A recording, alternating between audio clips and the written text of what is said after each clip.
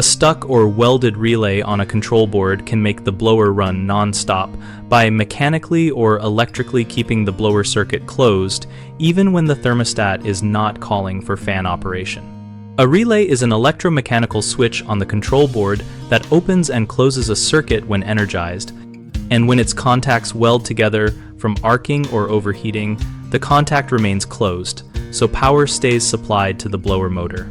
Inspect the board visually first, looking for burn marks, charring, melted plastic, pitted or discolored contacts, and any loose or greenish corrosion near the relay pins and traces. Confirm no fan call is present by setting the thermostat to off and disconnecting power before testing continuity across the relay contacts with a multimeter. If the contacts show continuity with no coil voltage, the relay is stuck. If you have a service manual or schematic, identify the relay coil and contact pins to make sure you are measuring the correct points.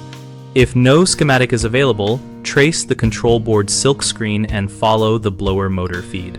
Replace the relay only with an exact electrical equivalent, or replace the entire control board if the relay is soldered or the board shows multiple failures, and always use a board that matches voltage, coil rating, contact current rating, and pinout.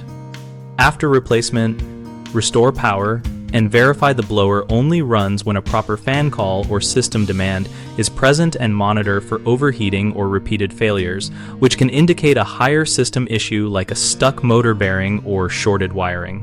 Common mistakes include assuming the thermostat is at fault and replacing it without checking the control board, which wastes time and money.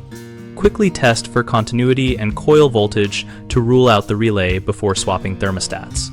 Another issue is replacing only the blower motor without inspecting the control board, which leaves a welded relay intact and the new motor will still run non-stop. Inspect and test the relay first and only replace the motor if it draws excessive current or has mechanical resistance. Technicians sometimes forget to de-energize the system before probing the board, risking damage to the meter and board or personal injury. Always shut power off at the service disconnect and tag it out, then test with power off and only reapply power for controlled functional checks. At bighomeprojects.com, we help homeowners find local contractors who can diagnose and fix control board and relay problems, and we help contractors find projects and clients in their area. We also host a discussion community where homeowners and trade professionals share experiences, troubleshooting tips, and vendor recommendations.